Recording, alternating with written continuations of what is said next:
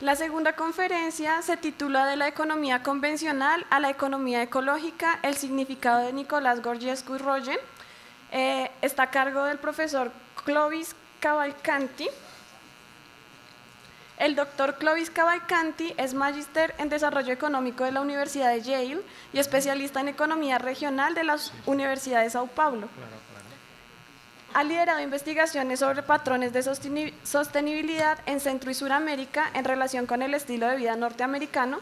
Introdujo el concepto etnoeconomía durante su estancia profesoral en la Universidad de Oxford en el año 2000 y a partir de ahí ha profundizado en el rol del conocimiento tradicional en el desarrollo y gobernanza ambiental. Es autor, coautor y editor de 12 libros, dentro de los que se destaca The Environment, Sustainable Development and Public Policies, Building Sustainability in Brazil, del año 2000. Ha sido miembro del consejo editorial de numerosas revistas científicas especializadas en temas de economía, economía política, estudios sociales y ambientales, dentro de las que se encuentra Ecological Economics. Se desempeña como profesor de la Universidad Federal de Pernambuco, investigador de la Fundación Joaquim Nabuco y es presidente honorario de la Sociedad Brasilera de Economía Ecológica, así como también miembro fundador de la Sociedad Internacional de Economía Ecológica. Actualmente es el presidente electo de la International Society for Ecological Economics para el periodo 2017-2020. Damos la bienvenida al profesor con un aplauso, por favor. Gracias. Graças a los organizadores desse importante encontro de economia ecológica. Eu creio que é um motivo de admiração que se realice uma discussão, está em la quarta ronda sobre problemas de economia ecológica. Isso é uma coisa, não é comum. É uma exceção, sobretudo porque a ideia da economia ecológica é um cambio de paradigma dentro, portanto, das ideias que foram apresentadas pelo professor Naredo. E eu quero falar sobre pouco como aconteceu comigo, que era economista e deixou o campo da economia migrando hacia a economia ecológica. Bueno, o título de minha apresentação é De la economia convencional a la economia ecológica, o significado de Nicolás Georgescu Reagan. Sin embargo, se podia chamar também de economia ecológica de Nicolás Georgescu Reagan ao Papa Francisco. Por quê? Porque o Papa Francisco, em sua encíclica del ano passado, apresenta exatamente a substância das ideias da economia ecológica, sem mencionar o término, pero em alguns momentos da encíclica, falando da ecologia econômica. Ecologia econômica é um nome que também foi discutido para se aplicar à economia ecológica, quando buscávamos um término que expressara nossa crítica da economia, a proposta de novo paradigma. A expressão economia ecológica foi o resultado de uma votação em Barcelona no ano 87. Antes de que o conceito de desenvolvimento sustentável hubiera sido admitido, aprovado, através do informe da ONU que introdujo o conceito, que não é exatamente o início do conceito. O início do conceito é 1980, em um informe da conservação da natureza, conservação internacional. A União Internacional para a Conservação da Natureza, exato. Esse foi um informe do ano 80, em que se falou da expressão desenvolvimento sustentável, desenvolvimento sustentável. Bueno, então, o Papa habla de ecologia econômica, que é o mesmo que economia ecológica. por isso, eu creio que se podia tratar da questão partindo de Georgescu, e agora? Georgescu, com seus trabalhos, que inspira todo o campo. Em verdade, Georgescu Reagan não participou da criação do campo da economia ecológica. Ele deu os elementos, as referências para que um grupo de investigadores trabalhara o conceito. E, nesse sentido, minha perspectiva é de que, no ano 64, eu estudava pós-grado de economia em Rio com o melhor economista brasileiro neoclássico, Mário Henrique Simonsen.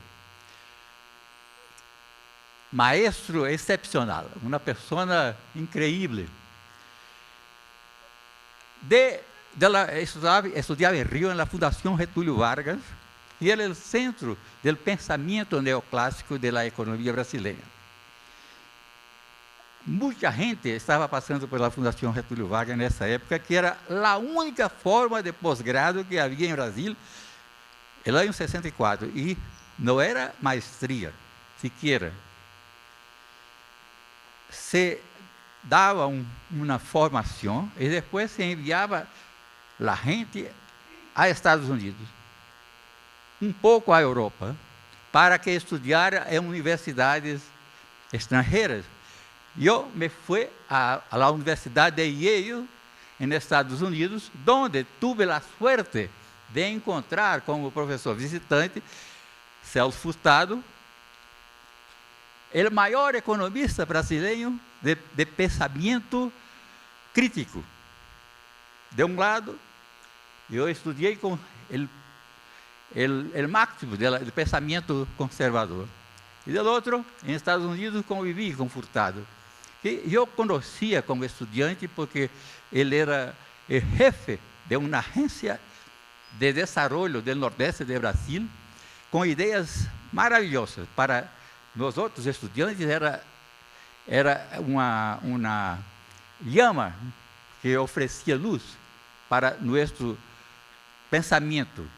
E eu sempre tive sospechas sobre a economia tradicional, hasta o ponto de que só admitia estudar para a maestria. Não hice doutorado. Não me sentia feliz estudando para um doutorado de uma forma que me alienaria completamente das circunstâncias da vida em Brasil, do subdesenvolvimento.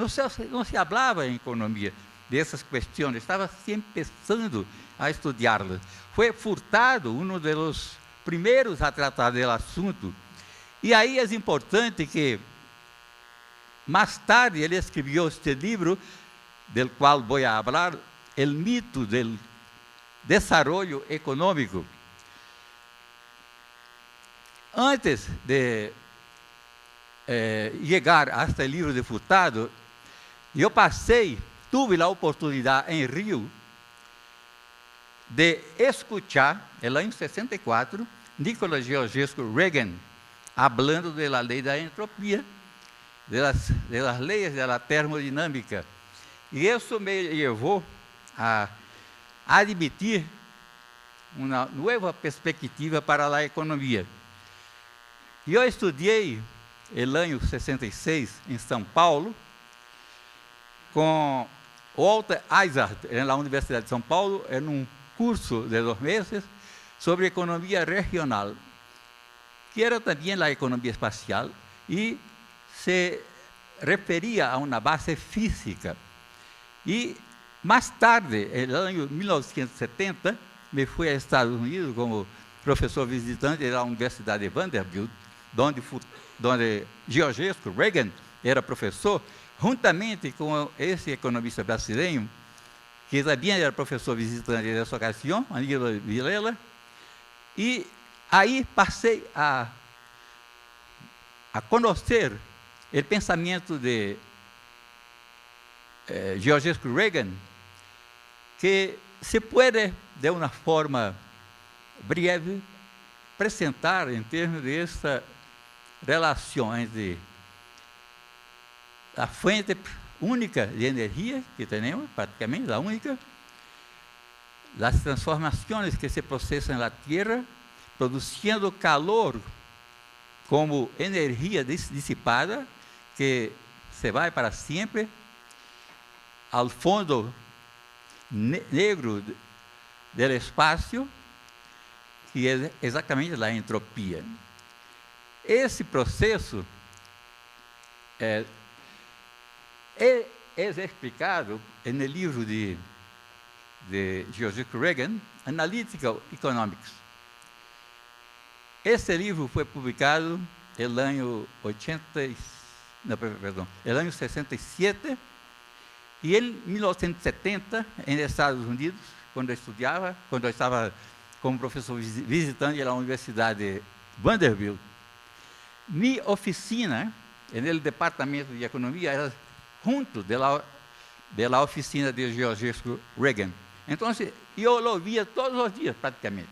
Falávamos, me cumprimentava e me deu seu livro, Analytical Economics, Issues and Problems, para ler. Esse livro tem um prefácio de Paul Samuelson, no qual Samuelson chama George Reagan de escola de escola, economista de economista. Hace as maiores exaltações possíveis a George Reagan. Os dois foram colegas na Universidade de Harvard nos anos 30, quando George, que era matemático, com um doutorado em Paris, de estatística matemática, foram alunos de Joseph Schumpeter,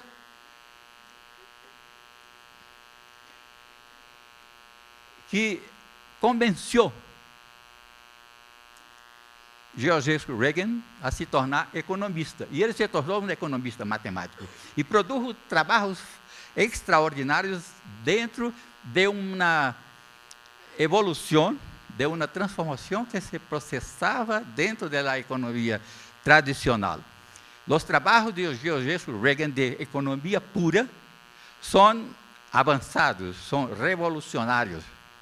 Isso chamou a atenção para ele, e ele passou a ser uma pessoa importante dentro do rol, dentro da relação de los economistas conhecidos. Há estudos suyos sobre o consumo, por exemplo, publicados em periódicos científicos, e Georgescu tinha a base matemática, por isso era muito respeitado. E nessa ocasião, a economia estava se tornando puramente matematizada.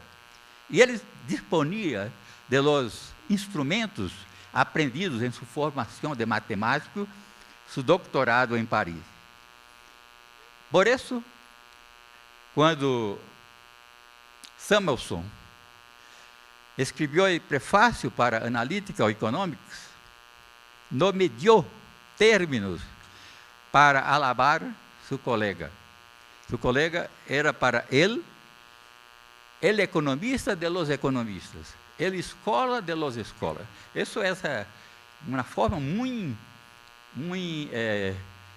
extraordinária de uma pessoa se referir a um colega, porque não é todos os dias que se considera uma pessoa com tantas características positivas, como no caso da comparação hecha por Samuelson. Bueno, nessa ocasião em que eu estava em Vanderbilt, convivia e falava com Georgescu,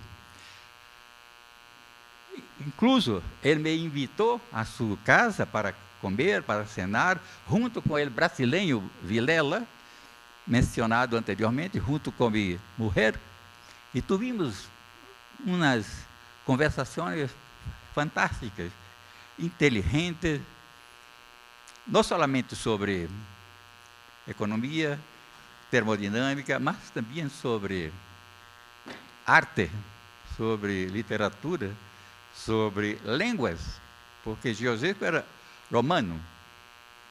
Estudió en París, entonces hablaba muy bien romano y francés, y inglés, por supuesto. Conocía latín, conocía polonés, conocía alemán. Y como había estado en Brasil, conocía un poco de portugués. Eu me acuerdo que nessa ocasião ele disse que, para ele, o português parecia latim hablado por polacos. Interessante, porque eu talvez estou parecendo um polaco. Tá? Bueno, essa era a pessoa assim, de um rigor enorme nas exposições que hacía.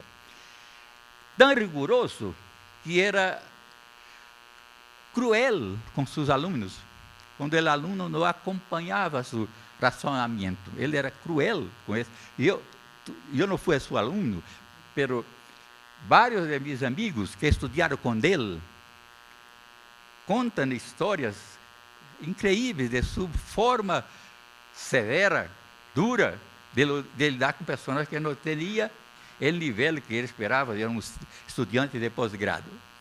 Bueno, aconteceu que nessa ocasião, quando eu estava nos Estados Unidos, no ano 1970, o primeiro trimestre de 1970, em Estados Unidos acontecia essa coisa incrível, que eram incêndios no rio Cuyahoga, no estado de Ohio, que produziam essas coisas. Isso não é pequena coisa, não é o Egito, é um enorme incêndio.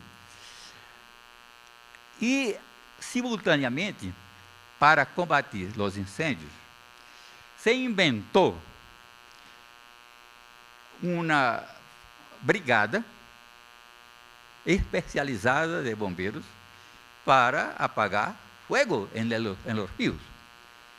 Isso era, para mim, um doble assassinato. Se matava a natureza, destruindo o rio e acabando com a função da água de apagar fogo.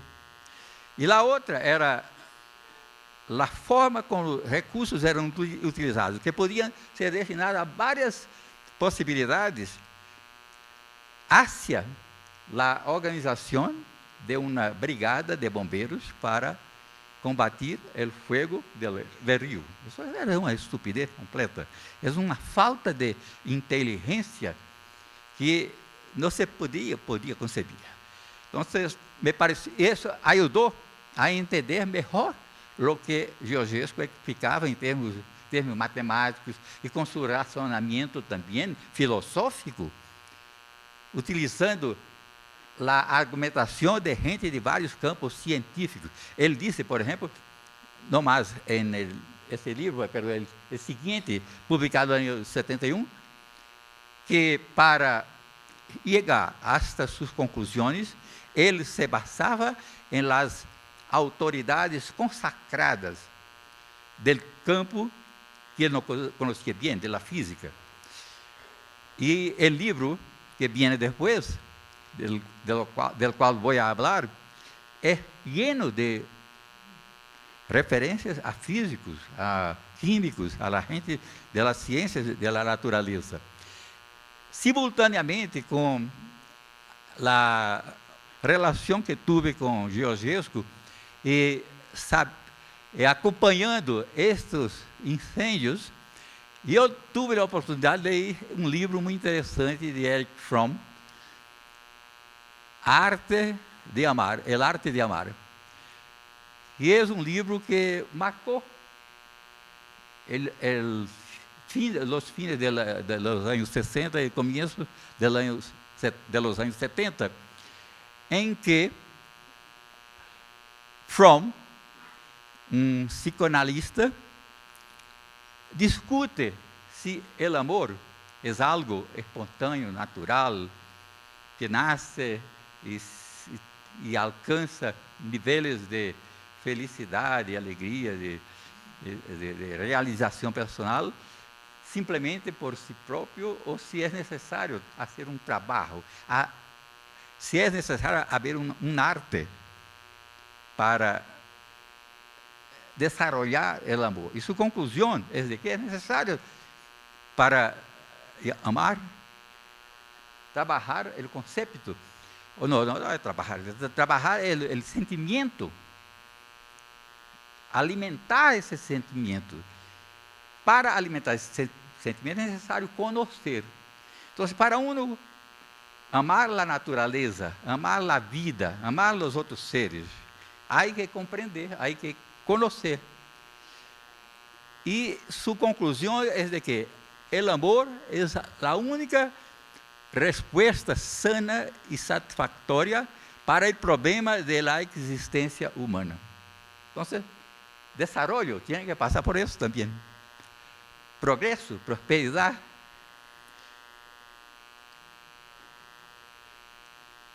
É então que sale o livro de Nicholas Georgescu Reagan, A Lei de la Entropia e o Processo Econômico, publicado no ano 71. Um livro fantástico, difícil de ler, pero básico para quem quer entender a maneira como a natureza condiciona todo o que podemos fazer.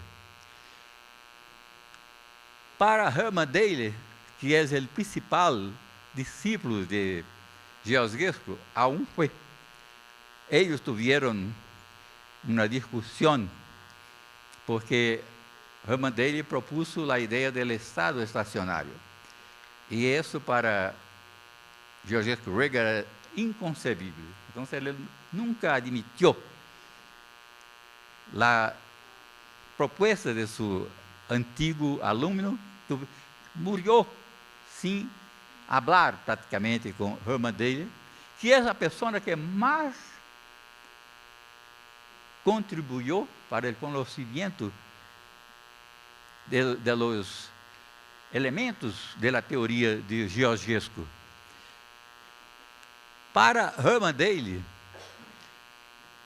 Georgescu, se uno utilizando a tipologia do filósofo Thomas Kuhn, poderia conceber uma economia normal e uma economia revolucionária, a economia de Georgescu é uma economia revolucionária, mientras a outra, a economia normal, essa é a economia ordinária, a economia que era assim que Georgescu Reagan se referia a ela, a economia ordinária. A questão é que, de acordo com o razonamento de Georgescu, a economia tradicional, a economia ordinária, se basa na ideia do diagrama do fluxo circular do dinheiro, tratando a economia, a atividade econômica, como um sistema aislado. E aí ele habla de três tipos de sistemas: sistemas abertos, cerrados e aislados. Isso é uma classificação da física. Sistemas abertos, que admitem a entrada e a saída de matéria e energia. Sistemas cerrados, que só admitem a entrada e saída de energia. Matéria não sai e entra. O planeta, Terra, praticamente. Sistemas aislados, sem entrada e saída de matéria e energia. Só há um conhecido, que é o universo. Mas em certas circunstâncias se pode pensar que um sistema seja aislado, mas em um determinado prazo, não sempre. Para os economistas, sin embargo, o sistema econômico é como um sistema aislado, sem nenhuma relação com todo o que está em seu entorno. É um sistema, é como se uma vaca tivesse somente sistema circulatório, sem aparato digestivo. Herman Daly subraya essa distinção.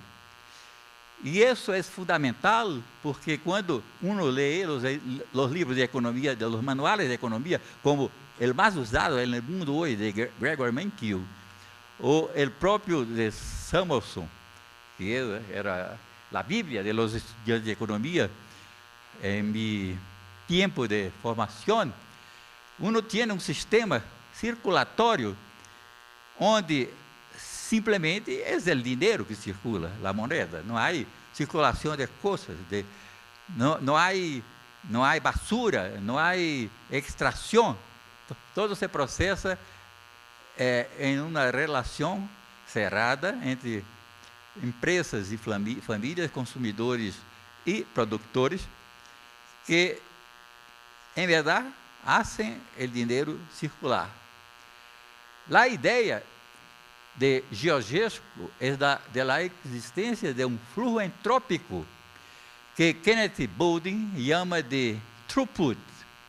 E um amigo meu de Ceará, Brasil, traduz ao português como transumo, porque há insumo-produto, então se transforma a transformação do insumo. Me pareceu boa essa expressão, e eu publiquei um livro meu, do ano 95, e essa expressão é hoje utilizada em Brasília, o transumo, se emplea entre os economistas ecológicos. Foi uma aplicação hecha por Viana com relação ao throughput, que é o termo utilizado por Kenneth Boulding. Kenneth Boulding foi uma pessoa extraordinária também. Ele era um economista britânico, depois viveu nos Estados Unidos, que estudou as coisas do ponto de vista físico.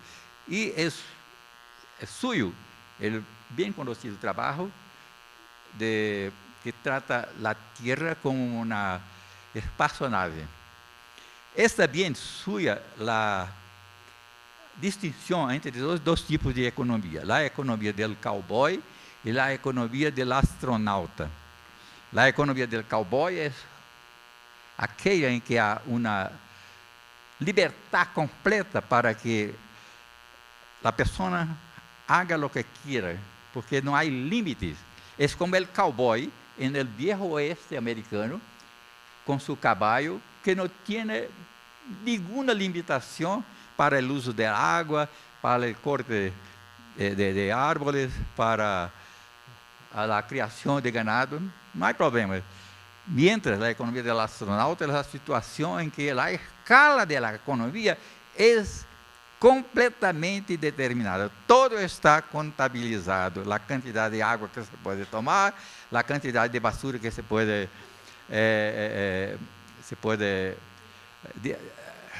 não sei como seria, tirar fora, e tudo isso, a quantidade de comida que se pode comer, está todo limitado. É a situação da espaçonave.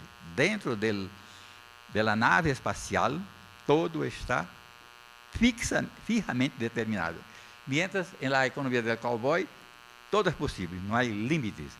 E a ideia de que estamos nos movendo de uma situação de economia de cowboy cada vez mais hacia a economia do astronauta.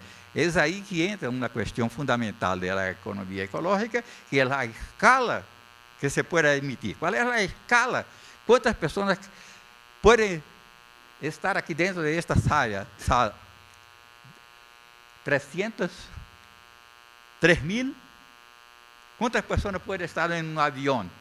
Se há uma pessoa a mais em um avião e alguém sabe, tem medo de viajar de avião, não aceita uma pessoa por demais da capacidade de carga do avião. Isso é em um estádio de futebol, em uma arena de futebol. Todo isso é uma questão que uno conhece bem.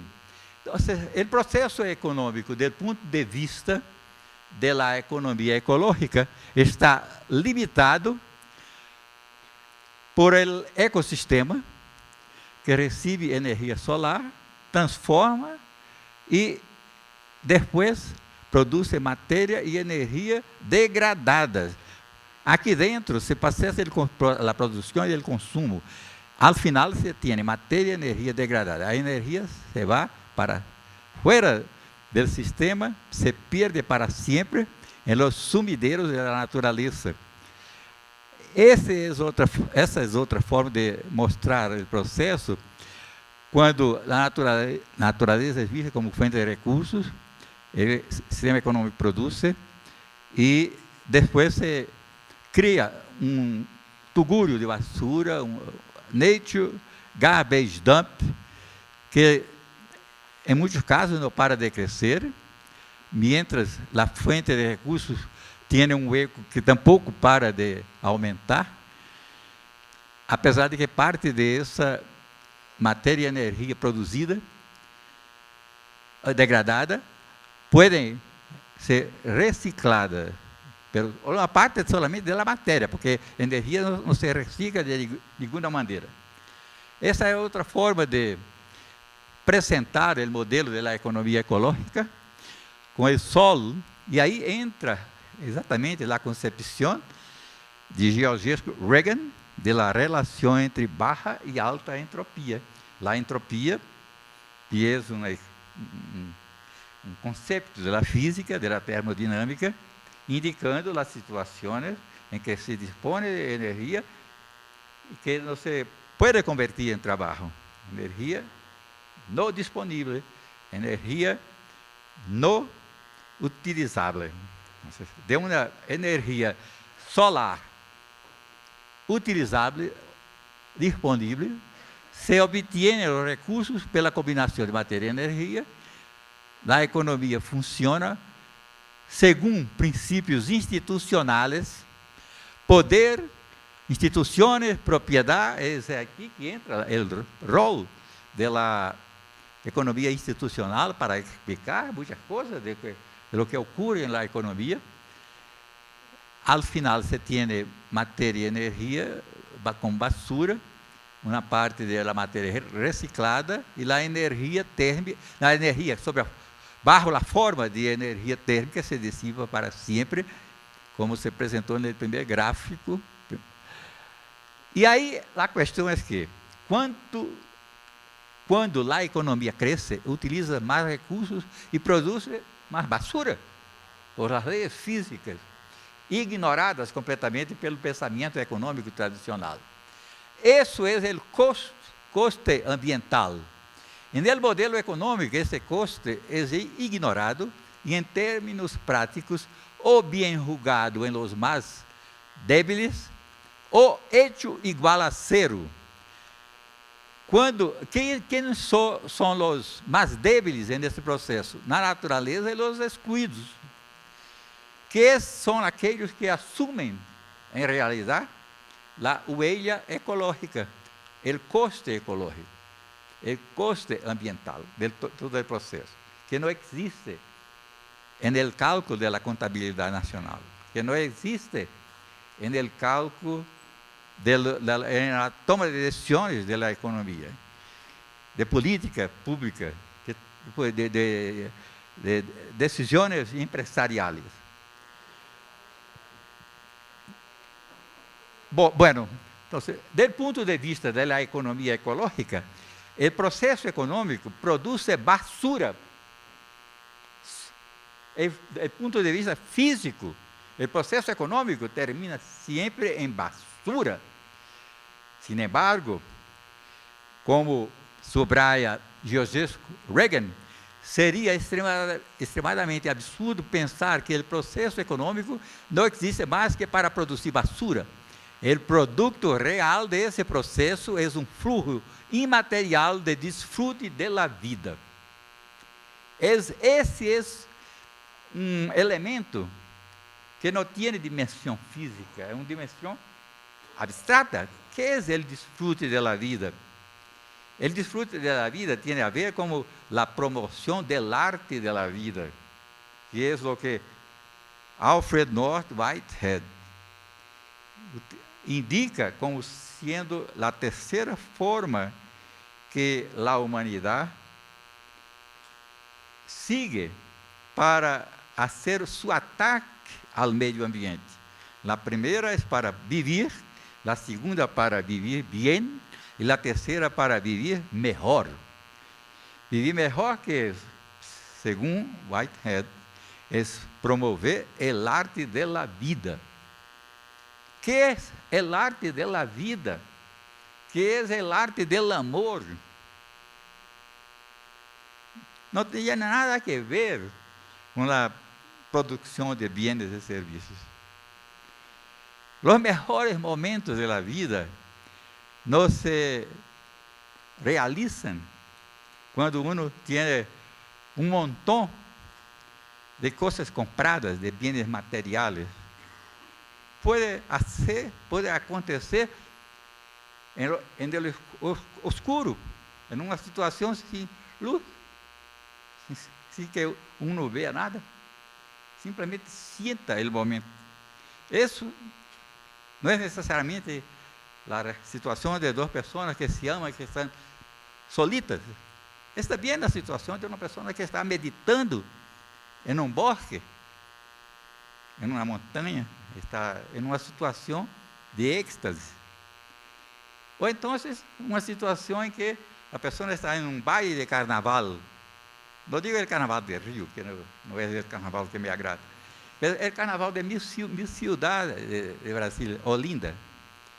Que não há nadie acá que estuvo em Olinda no carnaval. Não sabe o que perde. Bueno, então, isso é algo que tem a ver com o arte da vida. Não se explica, não depende de dinheiro, depende de emoções. Bueno, Georgescu Reagan trata do assunto de uma forma, digamos, técnica, quando introduz o conceito do disfrute da vida, o gozo da vida, the enjoyment of life, que é a expressão que ele emplea. E ele disse: todo o que sostiene o disfrute da vida, directa ou indiretamente, pertenece à categoria de valor econômico. Uma situação como esta, aqui é ao frente de minha casa. Essa aqui era uma situação de carnaval, domingo de carnaval, em Olinda, ao meio-dia. A gente bailando na calle. Essa era uma calle que não tinha muito carnaval, mas esse dia sempre há uma festa. Pô, a gente está caminhando. Aqui, lamentavelmente, você pode ver bem. Minha casa está aqui. E aqui está uma calle, uma cidade antiga. Arriba, o convento franciscano mais antigo do Brasil. Vivecino, na calle que se chama Calle São Francisco. Bueno, a partir de todo isso, um grupo de pessoas, entre as quais eu me incluí, não por saber que era possível participar do grupo, porque eu havia escrito nos artigos que Herman Daly leu. Ele habla português, é casado com uma brasileira. Ele leu esses artigos meus, e aí me escreveu,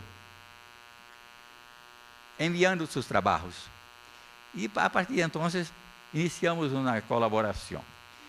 Eu o conheci pessoalmente no ano de 1970, na Universidade de Yale, onde estive por uns dias, e ele estava também, nessa ocasião, como em um sabático.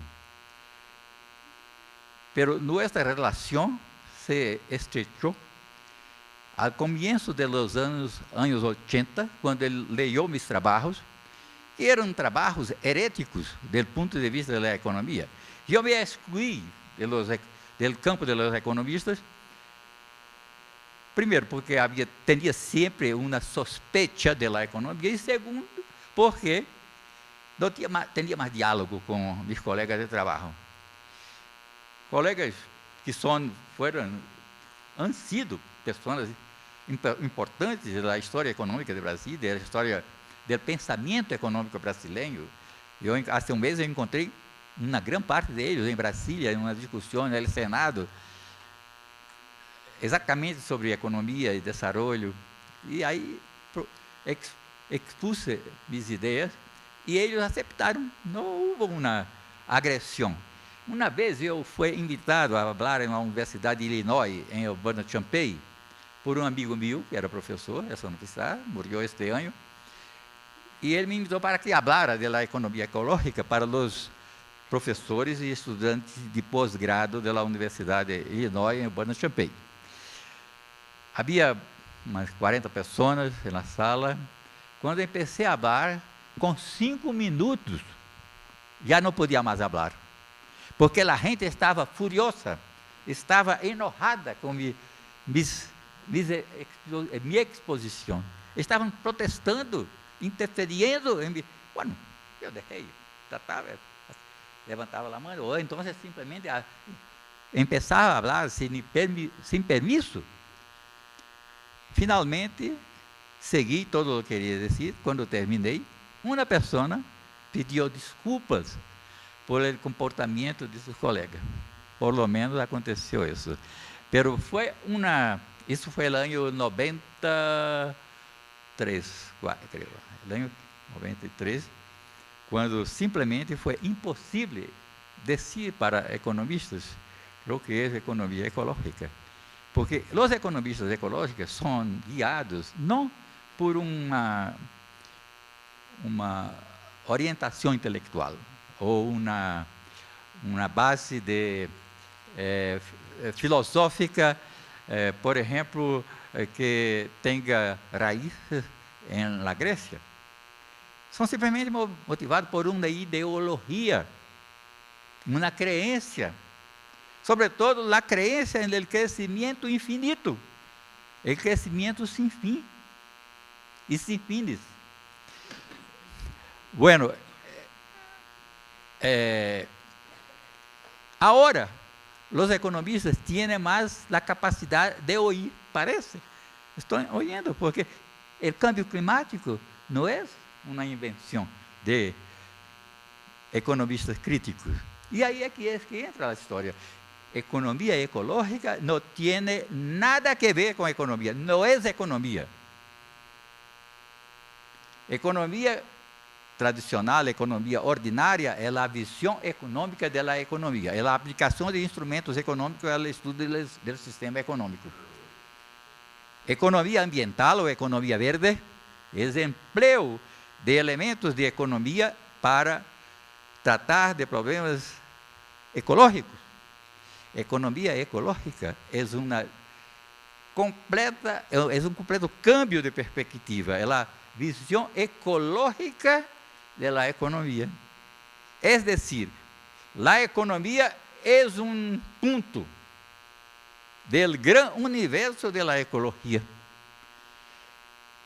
Os economistas ordinários pensam que a atividade econômica, o sistema econômico pode ser maior que o planeta. E os economistas ambientales, os economistas verdes, julgam que o meio ambiente, a natureza, a ecologia, é uma caja, é um compartimento que existe e, em alguns momentos, deve ser lembrado que existe, e então, nessas ocasiões, se aplicam os instrumentos de análise econômico para resolver questões que apareçam. Bom, então, o processo levou em 1987 à discussão sobre o que é economia ecológica, e no ano 89 à criação da Sociedade Internacional de Economia Ecológica, e no ano 90 em Washington, a primeira conferência, a primeira reunião bienal da Sociedade de Economia Ecológica Internacional, que tuvo, ao final, com um grupo de 38 pessoas, havia umas 400 pessoas na conferência, 38 pessoas foram participar de um taller, e entre os quais eu estou aqui. Acá é Kenneth Boulding, este aqui é Garrett Hardin, esse é Herman Daly, esse foi o primeiro presidente da sociedade, que é Robert Costanza, foi mencionado por Camença, e esse é um filósofo que tem trabalhado muito com nós, um argentino, Silvio Funtovic, que também trabalha muito com João Martins Allier, que está aqui no grupo, deixa-me ver, em algum lugar, João Martins Allier, aí não está claro aqui, de qualquer forma, esse é o momento fundador da economia ecológica. É aí que termino com essas observações. A oportunidade mais concreta, hoje, para caminhar-se hacia um mundo modulado por la economia ecológica, surge com a encíclica Laudato Si, do ano passado, do Papa Francisco. Esse não é um documento religioso, sino uma advertência com respeito à ameaça de caos ecológico que se forma a partir dos custos de uma economia global dominada por el princípio del crescimento sem fim e sem fins, como diria meu defunto amigo Armando Dias Mendes. Os parágrafos 51 e 52 de Laudato Si, por exemplo, hablam claramente de los passivos ambientais, de la deuda ecológica, de valores incomensuráveis. La encíclica está llena de referências a los conflictos ambientais, assim como a uma macroeconomia ecológica sem crescimento. O decrescimento se menciona também na encíclica. Además, um conceito em la encíclica é o de la justicia. Perdão. Que a vezes me zorro quando leio em la computadora. Además, um conceito em si que é o de la justicia ambiental e o ecologismo de los pobres. João Martins Allier, que traduz bem o conhecimento de Georges Reagan, e é ex-presidente da Sociedade Internacional de Economia Ecológica, desarrolla su penetrante livro El ecologismo de los pobres alrededor de tales assuntos, permitiendo que Laudato Si seja vista como uma señal de la llegada de la cosmovisión del maestro de Vanderbilt, Nicholas Georges Reagan, a la búsqueda de um futuro verdadeiramente sostenível. Graças. E aqui, terminando, aqui outro momento do carnaval ao frente de minha casa. E essa é a ventana, é uma foto da ventana de meu quarto de dormir em Olinda, com o nascer de sol que veio todos os dias, quando eu estou aí. Essa é realmente essa é a ideia de promover o arte de la vida. Gracias.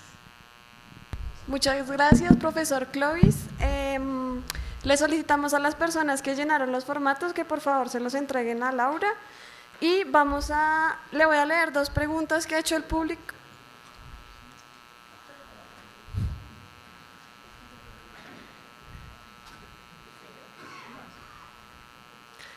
Voy a leer dos preguntas que ha hecho el público. ¿O quiere contestar esa?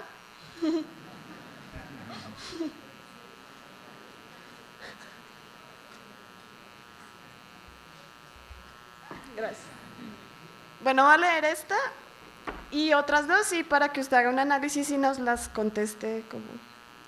La primera, en su concepto, ¿cuáles son los aspectos más importantes que desde la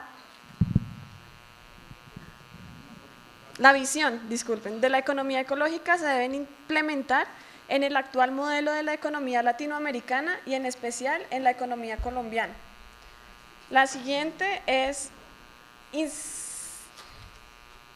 incentivan los planteamientos de la economía ecológica a explotar otros planetas para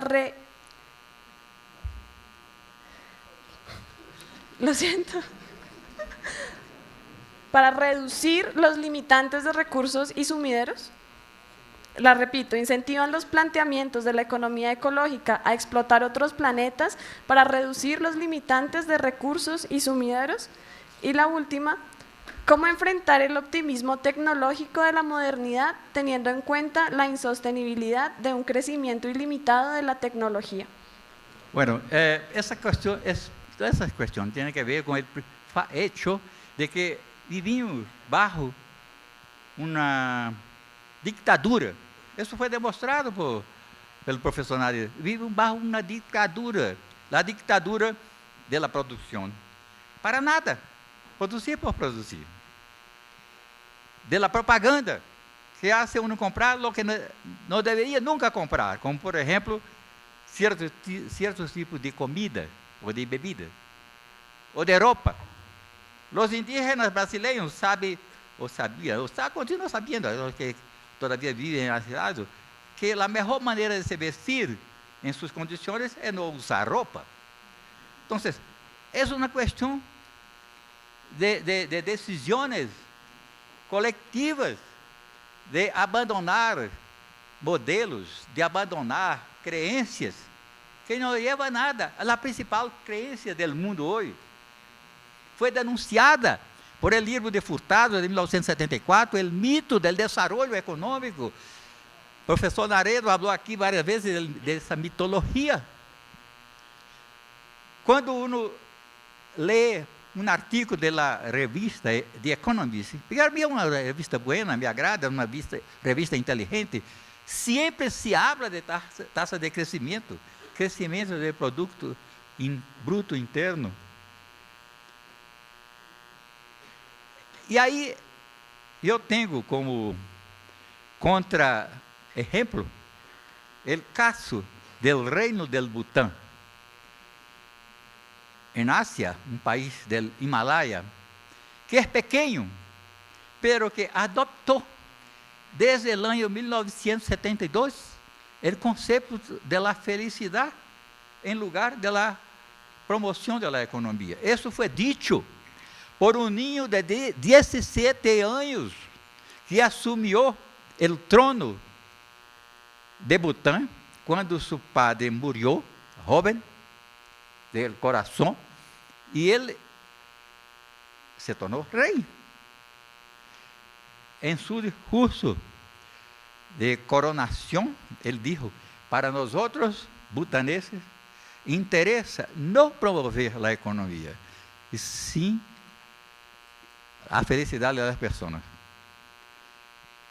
Esse princípio foi seguido e depois recebeu o elemento que foi criado para satisfazer certos requisitos de financiação, de desenvolvimento, coisas assim, do índice de felicidade nacional bruta. O conceito é, em inglês, GNH, Gross National Happiness. Isso é o principal indicador de los butaneses, que representa sua filosofia de uma forma condensada. E que é esse conceito? É algo que combina várias coisas, entre as quais a economia. A economia é 1 sobre 9 da representação que tem em relação com outros conceitos, como, por exemplo, vitalidade comunitária, bem-estar psicológico, uso do tempo, saúde, educação, cultura, boa governança, meio ambiente. Todo isso se inclui. Como se calcula esse índice? Não se calcula como é hecho, com o produto que cada 3 meses é apresentado. Toda a gente espera as estatísticas do crescimento do produto a cada 3 meses. Não, em Bután não é assim. Eles fazem uma encuesta nacional para correr os elementos que permitem estimar o valor do índice a cada momento. Não é todo mês, não é sequer todos os anos. É um trabalho enorme de miles de investigadores de campo que saem fazendo uma coisa como um censo demográfico. mas com um número menor de indivíduos que são investigados. Eu estive em Butã, no ano 2013, enero de 2013, passei 2 semanas allá com um grupo importante de gente ocidental, algumas pessoas da Índia também, de Japão, de China, de Rússia, estudando para... Na verdade, foi um invitado pelo governo de Butã. E então eu vi que eles têm elementos não para aprender com os outros, sino para ensinar. E o conceito foi tão trabalhado do ponto de vista filosófico e cultural, que no campo, nas zonas aisladas, onde estive me hospedando em casas de campesinos, sem luz elétrica, com frio de menos 5 graus para dormir, nas montanhas do Himalaia, a gente, jovens, sabiam o que é essa filosofia. Eu perguntava, quando a gente falava inglês, porque algumas pessoas, mas viejas não falam inglês, mas os jovens todos falam inglês. Foi política do governo ensinar inglês. Bem, em um país de 19 línguas, com uma principal, os jovens, os niños, no campo, falam inglês. Eu hice um texto, estava caminhando com minha mulher e duas mulheres butanesas, a ver um templo incrível, budista, onde o principal objeto de culto, de veneração, é o falo humano. Você pode imaginar isso? As casas que levam hasta o monastério budista com falos enormes, dibujados nas fachadas das casas. Bueno, isso é uma coisa para um país que tem orientações completamente distintas das nossas. Então, havia um grupo de niños jogando, simples, gente simples, pero bem vestida, com boa aparência, não era para turistas, não era algo para mostrar a turistas. Estavam caminhando em uma carretera de tierra, então eu disse, vou fazer um teste com esse ninho. E les perguntei, do you speak English? They all smile, yes, we do. If I did that in Brazil, já estou cambiando para inglês. Se eu hiciera isso no campo de Brasil, os pobres niños iam a mirar-me de uma forma completamente, sim, eu diria, quase sem entender nada, porque eu estava falando com ele. Porque eu estaria falando com eles dessa forma. E é interessante porque uma vez parei em alto, havia uns ninhos, eu perguntei a um deles, qual é seu nome? Ele me disse, Michael Schumacher. Bueno, esse é esse tipo de situação em que vivimos. Somos objeto de uma colonização, não de uma adopção consciente de que é o que nos interessa a nós outros. Então, para cambiar em relação à Colômbia, Brasil, todos os países, e vários já há reações contra isso.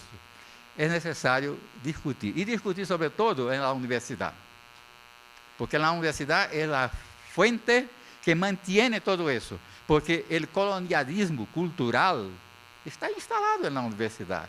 Não há pensamento crítico, só há de esquerda e direita, mas de direita e esquerda seguem o mesmo pensamento único, que ignora que a natureza é a força mais importante que existe para nossa vida. E isso é dicho na encíclica Laudato Si. De aí a importância extraordinária da encíclica para os economistas ecológicos, razão por la qual eu estou com uma audiência marcada com o Papa el dia 23 de novembro próximo. Não foi fácil chegar hasta allá. Tuve que fazer muitas ginásticas, muitas acrobácias de todo tipo, culturais, filosóficas, de todo tipo. Hasta hablando com ateus, que são da Pontifícia Academia de Ciências, para ajudar a que eu pudesse, como presidente, agora que estou presidente da Sociedade Internacional da Economia Ecológica, não quero ser um burócrata da ciência, quero ser um trabalho para a humanidade, e isso é uma coisa idiota, pode ser, mas eu quero fazer esse trabalho, porque quanto tempo de vida tenho mais? 50 anos? Sim, de alguma maneira. 20, pode ser. Então, há que aproveitar bem esse tempo e, sobretudo, sem olvidar o carnaval.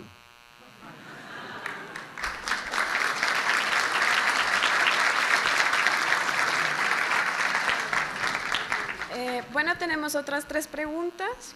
La primera es cómo aborda la economía ecológica el tema del consumo sostenible. La segunda es cómo medir el costo ambiental en el valor de una lechuga. Y la tercera es cuál es el aporte de Manfred Max Neef a la economía ecológica.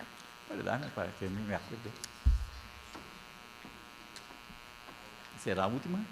¿Cuál es el aporte de Max Neef? Bueno, Max Neef, que es amigo mío, tiene dado grandes contribuciones. Él estaba también en Bután. En el viaje del año febrero de 2013, Max Neef estaba también en el grupo. Yo conozco a Max Neef hace mucho tiempo y sus conceptos, sus ideas, tienen todo que ver con la economía ecológica. Puede haber diferencia, pero el hecho de que él trabajó, por ejemplo, en los Andes, conviviendo con indígenas, vivió después de se graduar o de hacer su posgrado en la Universidad de Berkeley, ¿no?, en California, muestra el tipo de persona que él es. Y yo tengo una enorme confianza en Max Neef. Es una persona que yo admiro, una persona que participó de la conferencia de la Sociedad Internacional de Economía Ecológica el año 98, que fue en Chile. Él estaba allá, hubo discusiones con él. Y una otra persona que también tiene grandes contribuciones, que no está mencionada acá, es el francés, nacido en Polonia, Ignace Sachs. Ignace Sachs es una persona que creo contribuye para combinar con Max Neef una perspectiva que ayuda a la economía ecológica. La economía ecológica no tiene una perspectiva cerrada. La idea es de un campo multi y transdisciplinario, de un campo que está preocupado con problemas urgentes, que necessitam de tomas de decisões imediatas, com problemas complexos, de enorme complexidade, com altos riscos involucrados. Todo isso é parte de uma situação completamente distinta de lo que é o campo de los economistas, que trabalham sempre com o mínimo de elementos. Es el reduccionismo diletante de los economistas. En nuestro caso, queremos ampliar la relación de cosas que pueden ser vistas para uma toma de decisões relevante. E é aí que o Papa contribui de uma forma incrível para isso. Por que o Papa contribui? Porque a encíclica se basa en una reunión, en un taller de la Pontificia Academia de Ciencias y de la Pontificia Academia de Ciencias Sociales, hecho en mayo de 2014. Entre las personas que estaban allá, por ejemplo, la actual presidente de la Academia de Ciencias de Estados Unidos, que es una oceanógrafa, se incluía. Gente así. Uno de los organizadores de todo eso es un climatólogo indiano, profesor de la Universidad de da Califórnia, em Santa Clara. Outro é o economista ambiental de Cambridge, de Bangladesh, Partha Dasgupta. Outro é o astrônomo real de Grã-Bretanha, Martin Rees, professor também de Cambridge, que é ateu. Então, aí nós temos dois não cristianos, um ateu, a americana, que é, creio, cristiana. Então, o Papa se passou nisso. Do ponto de vista científico, la Laudato Si não foi contestada por nadie. Por lo contrário, ela foi aplaudida em todas as partes, como elemento, como contribuição de máxima relevância. E é aí que, por isso, eu les pido, por favor, quem todavia não leu essa encíclica, que lo haga à noite, o mais rápido possível. É pequena, 90 páginas, você pode ler uma noite. Outra pergunta: como medir o custo ambiental no valor de uma lechuga? Reordenamento da cadena. Bueno, eu sou também um agricultor orgânico. Tenho uma finca há 40 anos, onde adoptei os princípios da agricultura biodinâmica, agricultura natural, agricultura orgânica e agroecologia. Então, para mim, do ponto de vista do valor, do custo ambiental de uma lechuga, eu cultivo muitas lechugas de várias espécies, é o mínimo possível. Não há, por supuesto, para viver, como disse Whitehead, nós realizamos um ataque ao meio ambiente. Temos que fazer esse ataque. Quando respiramos, estamos fazendo um ataque ao meio ambiente. Para cultivar lechuga, hacemos um ataque ao meio ambiente. Pero temos uso de água de uma forma sustentável. Cuidado com a terra, com o suelo, com os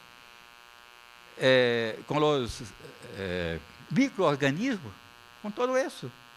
Sim, e com uma coisa que é boa para a saúde, que produz tanto, que eu produzo tanto, e eu não vendo, eu dou.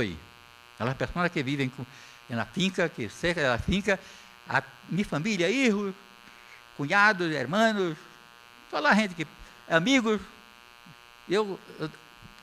nós outros damos, porque não há que vender. Se eu pôr lá, porque vou vender. Não é uma coisa comercial. A perspectiva é de amor, de carinho, de solidariedade, de fraternidade, de promover o arte da vida. Isso é importante, por exemplo, no meu caso, como produtor rural, ter uma relação com toda a comunidade vecina, por exemplo, em momentos de festa, participar com eles, invitá-los à minha casa a bailar. A gente do Nordeste do Brasil ama muito o baile de um ritmo que se chama forró, em português forró, F-O-R-R-O, forró.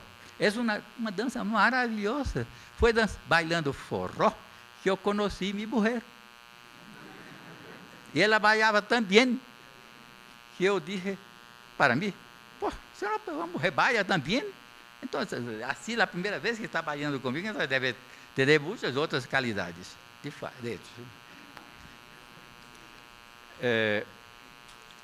Olha na outra. Como na econômica é o tema do consumo sustentável. Bueno, el consumo sostenible, bueno, la expresión sostenible no es algo unánime en la economía ecológica, porque los procesos de la vida tienen que ser sostenibles. Si no son sostenibles, son insostenibles. Si son insostenibles, no son nada, son un peligro. Si uno va a pasar en un puente e diz: esse puente não é sustentável, nadie lo vai a usá-lo. Então, há que o tratamento de saúde tem que ser sustentável, desarrollo tem que ser sustentável, consumo tem que ser sustentável. Quer dizer, bueno, mais uma vez, o contra-exemplo de Butã. Em Butã, é proibido fazer propaganda de bens de consumo. É proibido fazer propaganda de comida basura, de bebidas de todo tipo. Solo água, café, té, se pode deixar para a propaganda, mas bebidas de todo tipo, bebidas artificiais, proibido. Como é proibido fazer propaganda para os niños? É proibido. Não há carteles de propaganda em Bután, de nenhuma espécie. Tampouco há carteles que hablan bem do governo ou hablan bem de heróis do país. Se uno vai a Cuba, em Cuba há, por exemplo, tampouco há carteles de produtos de consumo, ou por lo menos eu havia hasta a última vez que estive lá. Pero havia carteles de Camilo Cienfuegos, de Che Guevara, heróis da Revolução. Em Bután, de alguma maneira. O rei que inventou, ou que lançou a proposta da felicidade em lugar da economia, quando tinha 51 anos, deixou o trono para seu filho. Dijo que já havia governado muito. Desde os 17, está vivo. Completou 60 anos em novembro passado. Vai cumprir agora 61 anos de idade. Não governa seu filho de 33, era 33 em 2013, agora tinha 36. Quando eu estive em Bután, o rei e a reina vieram para falar com nós, o primeiro-ministro estava todo o tempo com nós, então, nessa ocasião, havia acontecido desastre horrível em Porto Alegre, Brasil, quando, não, ele era estado de Rio Grande do Sul, não é Porto Alegre, era a cidade de Santa Maria, onde há uma boa universidade, quando houve fogo em nightclub, em uma boate, e então morreram 300 pessoas. Foi um desastre horrível. Eu sabia muito pouco, porque havia rapidamente visto na tela do computador assim, site de Tailândia dizendo tragédia em Brasil. Bueno, foi o dia da charla com o rei e a reina que vieram para tomar té e conversar. Houve uma apresentação formal, toda a gente, Max Neff também, toda a gente. E aí, depois disso, quando foi apresentado, a pessoa indicou, o senhor de Brasil. Terminou a apresentação formal, a gente se mesclou, falando. Então, a reina vino hasta mim, me perguntou: "Você é de Brasil?" "Sim, sim, estou." Por seu intermédio, quero enviar ao povo brasileiro minhas condolências por a tragédia que houve aí. Eu não sabia nada. A reina de Bután sabia, jovem, 23 anos, sabia mais do que eu. Isso mostra a preocupação humana dessa pessoa. Porque eu era um brasileiro qualquer, havia gente de Sri Lanka, de Índia, de Japão, de Estados Unidos, de Canadá, a parte de Chile, Max Neff. Então, me deu a gana de perguntar a ele: "Você, quando era uma menina, imaginava que podia ser reina de Bután?" Porque ela estava tão informal, tão simples, E é interessante porque a forma de vestir-se da reina é igual à forma de vestir-se das empregadas do hotel, da gente que trabalha no aeroporto fazendo o check-in. Da mesma forma, é a forma tradicional. Os homens não usam pantalones, usam um tipo de kimono que vem essa aqui, e uma meia alta, e aí é traje tradicional. Eles valorizam muito isso. E os niños no campo, peleando, jugando, dessa forma também vestidos. Bueno, então, perdão por haver falado tanto.